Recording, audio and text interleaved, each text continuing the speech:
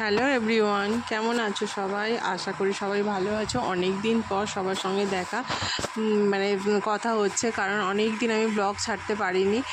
মাঝে মাঝে রিলস ভিডিওগুলো ছাড়ি, কিন্তু ব্লগটা ছাড়া হয়নি। তো আবার তোমাদের সঙ্গে ডেলি ব্লগ শেয়ার করব। তোমরা আগে যেমন আমার পাশে থাকতে, আবার সবাই আমার পাশে থেকো।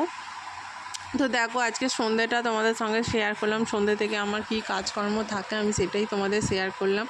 ঘুম থেকে উঠেছি প্রায় 6:30টার সময়, কারণ শুতে আমার অনেকটা দেরি হয়ে যায়, 4টে বেজে যায় প্রায়। ওই জন্য একটু দেরি করেই উঠি, 6:30 বেজে যায় ঘুম থেকে উঠতে। তো মা আজকে সন্ধ্যে দিতে চলে গেছে, ওই জন্য আমি এদিকে আদার্স কাজগুলো করে ফেললাম, কারণ বাবুকে আবার পড়তে বসাতে হবে। ওই জন্য আদার্স কাজ বলতেই যেমন বাসন গোছানো থাকে, জামা কাপড় গোছানো থাকে, তারপরে টুকিটাকি দোকান ঢালা থাকলে থাকে, যেন সকালে যতটুকু করতে পারি। তারপর এগুলো সন্ধ্যের পরেই করি। এই যে বাসন গোছাতে বাবুর সঙ্গে কথা বলছিলাম। ও বলছে, মানা কখন যাবে? আনলাম তুই যা, আমি আসছি। আর যতক্ষণ না যাবো মুখের সামনে ততক্ষণও পড়তে বসবে না। তো দেখো, বাসন গোছাচ্ছি। সারা দুপুরের বাসন মা মেজে রাখে জড়ো করে একটা গামলির মধ্যে। ওই দেখো লাল রঙের যে গামলিটা আছে, ওখানে মেজে রাখে দুপুরবেলার বাসনগুলো। আর আমি সন্ধেবেলা উঠে সেগুলোই গোছ করি। আর এইখানে বাসন রাখার র্যাকটার উপরেও যে বাসনগুলো ছিল সেগুলো আমি গোছ করছিলাম। তো দেখো, একটা একটা করে গোছ করছি আর তোমাদের সঙ্গে কথা বলছিলাম, ভয়েস দিচ্ছি। তো যাই হোক, তো অনেক দিন পর তোমাদের সবার সঙ্গে দেখা। সবাই তোমরা কেমন আছো আমাকে প্লিজ তোমরা কমেন্ট করে জানিও। তো সন্ধ্যে থেকে রাত্রির পর্যন্ত ব্লগটা আজকে শেয়ার করছি। রাত্রির পর্যন্ত যতটা পারবো তোমাদের সঙ্গে শেয়ার করার চেষ্টা করব, কারণ এখন অনেকটাই কাজ বেড়ে গেছে। বাবুকে পড়তে বসাতে হয়, করতে হয়, ওর পেছনে একটু দৌড়াতে হয়, তো ওই জন্য অনেকটা সময় পাই না। তো যতটা পারবো শেয়ার করব। এই দেখো, আমলকির জল ভেজাচ্ছি। ওটা বাবু সকালবেলা খেয়ে স্কুলে যায়। খেলে ভালো, আমলকির জলটা খেলে গ্যাস অম্বল কম হয়। ওকে ডাক্তার খেতেও বলেছে, ওই জন্য আমলকির জলটা রোজের সকালবেলা 1 গ্লাস করে ভিজিয়ে রাখি। ও খেয়ে যায়, স্কুলে যায়, আর কিছু খায় না। সকালবেলা ওই আমলকির জলটা খেয়েই যায়। এটা দেখো, ডম্বুর ছাড়িয়ে রেখেছি বাপির কারখানার ওখান থেকে। তো আজ সকালবেলা দেখো ডুম্বুর কেটেছি। বাপি অনেকটা ডুম্বুর নিয়ে এসেছিলো। তো দেখো, ডুম্বুরগুলো হলুদ জলে ভিজিয়ে রাখতে কত কষ বেরিয়েছে। আর এই দেখো, আমার আঙুলগুলো পুরো কালো হয়ে গেছে ডুম্বুর কেটে, পুরো কষেতে পুরো কালো হয়ে গেছে। আর এই দেখো, যে বোতলগুলো দেখলে ওগুলো হচ্ছে কারখানার বোতলগুলো খুব নোংরা থাকে। গাগুলো একটু করে সাবান দিয়ে দিলে পরিষ্কার হয়ে যায়। যতটা পারি পরিষ্কার করার চেষ্টা করি, সপ্তাহে 3-4 দিন প্রায় দিয়েই দিই, অনেকটা পরিষ্কারও হয়ে যায়, নাহলে কিরম বিচ্ছিরি দেখতে লাগে। তারপর জামা কাপড়গুলো সব বিছানায় পড়েছিল, সকালবেলা কাচাকুচি হয়েছিল, গোছানো হয়নি। তো ওগুলো সন্ধ্যেবেলা গোছ করছি, সব একটা একটা করে কাজ সারছি, তারপর গিয়ে বাবুকে পড়তে বসাবো। তো একটা একটা করে দেখো, অনেকগুলো জামা কাপড় পরেছিল, তো ওগুলোই গোছ করছি। আর তোমরা সবাই কেমন আছো আমাকে কমেন্ট করে জানাবে। আর তোমরা আমাকে কমেন্ট করলে আমি সেই কমেন্টগুলো তোমার ভিডিওতে মাধ্যমে পড়ে শোনাবো। তোমরা কে কী কমেন্ট করেছো তার নাম নেবো আর কমেন্টগুলো পড়ে শোনাবো। তোমরা যে কোনখান থেকে কমেন্ট করেছো সেটাও আমাকে জানাবে কমেন্টে, আমি সেগুলো পড়ে তোমাদেরকে জানাবো।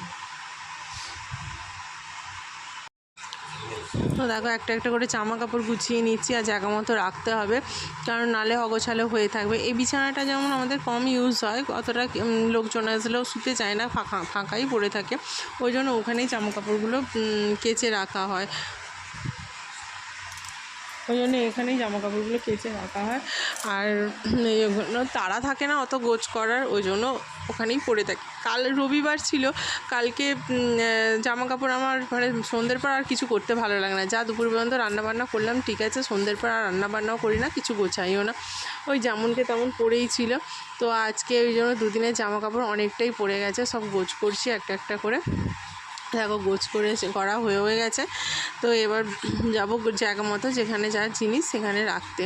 সব বাবুর জামা কাপড়গুলো বাবুর জায়গায় রেখে দিলাম, তোমাদের দাদার জামা কাপড়গুলো দাদার জায়গায় রেখে দিলাম, সব গোছ করে রেখে দিলাম। যে যার জায়গা মতো। এবার যাব রান্নাবান্নার দিকে। রান্নাবান্না তোমাদেরকে বললাম ডুমুরের তরকারি হবে, তো ডুমুরের তরকারি আমি করতে পারি না, মাই করবে। তো আমি সমস্ত জোগাড় যন্ত্র করে দেবো, যেমন আলু টালু কেটে গোছ করে দেবো, মাই করবে। আমি কেটে গুছিয়ে রেখে দিয়েছিলাম, সকালে সময় ছিল অনেকটা, ভাবলাম ডুমুরগুলো করে ফেলি। আর বাবু দিকে দেখো পড়তে বসেছে, এই যে ও পড়তে বসেছে, ও পড়ছে। আমি বললাম তুই যতটা পারবি তুই একা একা কর, তারপর আমি আসছি ওখানে গোছ করে মানে রান্নার জোগাড়টা করে দিয়ে। কাল আছে পরীক্ষা, স্কুলে অঙ্ক পরীক্ষা আছে, আবার ওর টিউশনে আছে ইংলিশ পরীক্ষা। ওই জন্য ওকে বললাম তুই যতটা পারবি কর, তারপর আমি আসছি। এদিকে দেখো দোকান ঢালা হয়নি, দোকান নিয়ে এসেছিলো, ওই জন্য দোকানগুলো নিয়ে এসে ঢালার চেষ্টা করছি, ঢেলে ফেলছি পরিষ্কার করে, নাহলে ব্যাগ সমেত বসানো থাকলে দেখতেও বাজে লাগে। আবার কাল থেকে মর্নিং স্কুল, ছেলে সকাল থেকে স্কুল যাবে, এদিকে চাপ আছে, ওই জন্য কখন কী করব বুঝতে পারছিলাম না। ওই জন্য ভাবলাম এখন সময় আছে, এখন অনেকটা করে নিই। তো দেখো আমি এদিকে দোকান ঢালছি, আর মা ওইদিকে ডুমুরটাকে আরও ভালোভাবে ধুয়ে নিচ্ছে চটকে, যাতে কষটা যতটুকু ছিল ততটুকুও বেরিয়ে যায়। প্রচুর কষ বেরিয়েছে, দেখতেই পেরে তোমাদেরকে দেখালাম।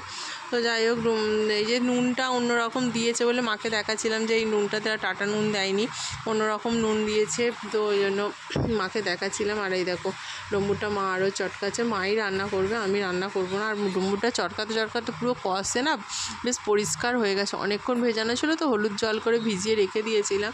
দেখবে তো মোচা এই ডুমুর একটু হলুদ জল করে ভিজিয়ে রাখলে না কষটা বেরিয়ে যায়, আর অতটা কষাও লাগে না, খেতে ভালোই লাগে। তো ওটা ভিজিয়ে রেখে দিয়েছিলাম দেখো। তারপর এলাম বাসন বোতলগুলো, বললাম না তোমাদেরকে বোতলের গাগুলো নোংরা হয়ে যায়, ওই জন্য বোতলের গাগুলো পরিষ্কার করতে। আর এই বোতলের স্টিকারটাও কীরকম হয়ে গেছিলো, ওই জন্য ছিঁড়ে ফেলে দিলাম। আর এই বোতলগুলো দেখো পরিষ্কার করে নিচ্ছি। তো জল খাবো যেহেতু, লোকের সামনে বের করতেও একটা কীরকম লাগে না, পরিষ্কার থাকলে যে কোনো জিনিস দেখবে ভালো লাগে, ওই জন্য বোতলের গাগুলো ভালো করে পরিষ্কার করে নিচ্ছি দেখো।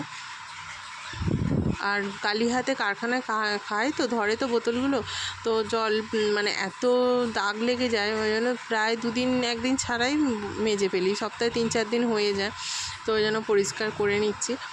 আর জল থাকলে ভালো লাগে দেখতে, নাহলে ফ্রিজে থাকলে একটা দাগ লেগে যায়, ফ্রিজের মধ্যেও বোতলগুলোর কালিগুলো, ফ্রিজটাও দাগ হয়ে যায় ওই জন্য। তো যাই হোক, সন্ধেবেলা অনেক কাজ করলাম, অনেক দিন পর তোমাদের সঙ্গে কথা হচ্ছে। তোমরা প্লিজ আমাকে কিন্তু কমেন্ট করো, তোমাদের কমেন্ট করতে আমারও খুব ভালো লাগে, তোমরা কমেন্ট করলে আমারও খুব ভালো লাগবে। আগে যেরকমভাবে তোমরা আমার পাশে ছিলে, প্লিজ তোমাদের কাছে রিকোয়েস্ট তোমরা সেইভাবেই আমার পাশে থেকো। তো সারাদিনের অনেক কাজকর্ম থাকে, সব হয়তো ভিডিও ক্লিপ করা সম্ভব হয় না। আজ সন্ধ্যে থেকে কিছুটা করলাম, আশা করি তোমাদেরকে এবার দেবো, হালকা হালকা করে ভিডিও দেওয়ার চেষ্টা করব। তো দেখো, তারপর আছে আলু, মা সকালবেলা অনেক দোকান নিয়ে এসেছিলো বললাম না, তার মধ্যে আলুও নিয়ে এসেছিলো, প্যাকেটে করে আলু রেখে দিয়েছিলো, তো সকালবেলা আর ঢালা হয়নি। তো দেখো বোতলগুলো ধুয়ে ফেলেছিলাম, আর এদিকে এরপর আলুগুলো ঢালবো, গোপালটাকে খেতে দেবো, অনেক কাজ আছে। আর এদিকে বাবু তো ডেকেই যাচ্ছে, মানা তুমি এসো, মানা তুমি এসো করেই যাচ্ছে। আমি বললাম যাচ্ছি, দাঁড়া এদিকে হাতের কাজগুলো কমপ্লিট করে নিই, তারপরে যাবো। এই দেখো আলুগুলোর প্যাকেটে রেখেছি, ঢালা হয়নি, তো এখানে ঢালবো আলুগুলো, আলুর জায়গায় ঢালবো সমস্ত। আর এই যে আগের আলুগুলো কয়েকটা আজকে রান্না হবে সের মতো বার করে নিলাম, তো তারপরে আজকের আলুগুলো ঢেলে রাখবো জায়গার মতো। এই যে একটা একটা করে আলুগুলো আলুর জায়গায় ঢেলে রাখছি। তো তোমরা সন্ধ্যে থেকে কীরকমভাবে কাটাও সেটাও আমাকে কমেন্ট করে জানিও। আর হ্যাঁ, ডুমুরের ডালনা তোমরা কে কে খেয়েছো সেটা কিন্তু অবশ্যই আমাকে কমেন্ট করে জানিও, মানে কে কে খেয়েছো বা কে জানো ডুমুর কী জিনিস, আমাকে প্লিজ তোমরা কমেন্ট করে জানিও। আমাদের দেশের দিকেও খেত, আর এখনও এখানেও খাই, ওই জন্য ভালো লাগে খেতে, ভালো ঘি গরম মশলা দিয়ে ডুমুরের ডালনা করতে বলবে। তো তোমরা আমাকে জানিও যে কে কে খেয়েছো অবশ্যই কমেন্টে সেটা। আর এই দেখো আলুটা কেটে দিচ্ছি মাকে, আলুটা মা রান্না করবে, তোমাদেরকে তো বললাম ডুমুরের আমি করতে পারি না, থোড় মোচা ডুমুর এই রান্না আমি করতে পারি না, মাই করে, তো ওইগুলো মাই করবে। আমি আলুটা কেটে দিচ্ছি, গোছ করে দিচ্ছি। তো তো দেখো মানে সেই ঘুগনি যেরকমভাবে আলু কাটে না ওরকমভাবেই কাটতে হবে আলুগুলো। আর তোমরা অনেকে ছুরিতে হয়তো কাজ করো, আমি কিন্তু ছুরিতে কোনো কাজ করতে পারি না, তাই বটিতেই করলাম। আর এদিকে দেখো মুড়ির টিনটা মুড়ি খালি হয়ে গেছিলো, ওই জন্য বস্তা থেকে মুড়ি বার করছি। আমাদের তো বস্তা করেই মুড়ি তোলা হয়, তো মুড়ি টিনে খালি হয়ে গেছে, নাহলে খাবার সময় বড্ড অসুবিধা হয়ে যায়, মনে থাকবে না, ওই জন্য বস্তা থেকে মুড়িটা বার করছি। দেখো, আর কালকে তোমাদের সঙ্গে নতুন একটা ভিডিও নিয়ে আসব। তোমরা আমাকে প্লিজ এরমভাবে পাশে থেকো, কীরকম লাগছে আমাকে প্লিজ তোমরা কমেন্ট করে জানিও। তোমাদের সব কেমন আছো, তোমরা কে কেমন আছো, কোথা থেকে দেখছো সেগুলো কমেন্ট করে জানিও, আমারও ভালো লাগবে। আমি তোমাদের সামনে ভিডিওতে বলবো, তোমাদের নাম বলবো, তোমাদের কমেন্টগুলো পড়বো। আগেও বলছি, এখনও বলছি। দেখো মুড়ি তুলছি, আর চুবড়ি করে কেন বলো তো মুড়িগুলো তুলছি, মুড়ির তলায় অনেক পুরো থাকে জানো তো, ওই চুবড়ি করে মুড়িগুলো তুলে ছোটো চুবড়ি একটা রেখে দিয়েছি, চুবড়িগুলো তুলে গুঁড়োগুলো ওখানেই পড়ে যায়, তাহলে আর অসুবিধা হয় না, ওই জন্য চুবড়ি করে মুড়িগুলোকে তুলছিলাম। আর এই দেখো বস্তাটাকে আবার ভালো করে দড়ি দিয়ে বেঁধে আর ওখানেই রেখে দিলাম বস্তাটা। আর বড় মাসি বলছে একটা জামা কাপড় কিছু একটা চাপা দিয়ে রাখলে ওই বর্ষাকালে নাকি মুড়িটা নিয়ে যায় না, ওই জন্য একটা বাপি লুঙ্গি আছে ওটা চাপা দিয়ে রেখে দিলাম। এই দেখো তারপর সমস্ত কাজ সেরে এলাম ছেলের কাছে ছেলেকে পড়তে বসাতে। ও অঙ্কগুলো পড়াটা কমপ্লিট করে অঙ্ক করতে বসেছে, আমি শুধু পড়াটা এসে ধরবো। তো ওকে ধরলাম, ও বললো, কিন্তু পড়াতে দেখো না লোডশেডিং হয়ে গেছিলো হঠাৎ করেই। আবার আমি তো ক্যামেরাটা চলছিল, হঠাৎ করে দেখছি কারেন্ট চলে গেল। তো বাবু বলছে মনে এমার্জেন্সি চালো, আর তোমার ক্যামেরা করা হলো না, ভিডিও করা হলো না। তো বেশিক্ষণ চাইনি, তারপর আবার চলে এসেছিলো, মানে মিনিট 5 হয়নি, তো কারেন্ট চলে এসেছিলো, তারপর অসুবিধা হয়নি। তারপর বাকি পড়াগুলোও করছিল, আমি ওইদিকে চলে গেলাম আটা মাখলাম, আটা মেখে তারপরে ওর রুটি করলাম। রাত্রির হয়ে গেছিলো, প্রায় 9টা প্রায় বেজে গেছিলো, চুল বেঁধে তারপরে রুটি করতে গেলাম। ওকে যে আমি পড়াগুলো ধরছি, ও বলছে, ওর কালকে যেহেতু ইংলিশ পরীক্ষা, ইংলিশ বইটা পড়াগুলো ধরছিলাম, আর ও বলছিল আমাকে পড়াগুলো বলছে।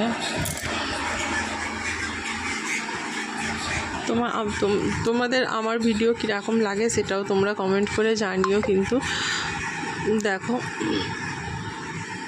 সব সময় হয়তো সব কিছু ভিডিওর মাধ্যমে দেখানো সম্ভব হয় না, অনেক কিছু কথা থাকে তোমাদের সঙ্গে শেয়ার করতে পারি না, অনেক কথা থাকে তোমাদের সঙ্গে কথা বলতেই ইচ্ছা করে। তো ইউটিউবে হলে ভিডিও করা হয়, এরকম লোডশেডিং হয়েছিল, তোমাদের বললাম না যে ক্যামেরাটা বন্ধ হয়ে গেছিলো। ইউটিউবে হলে হচ্ছে লাইভ ভিডিও করে কথা বলা যায়, কিন্তু ইউটিউবে তো হয় না।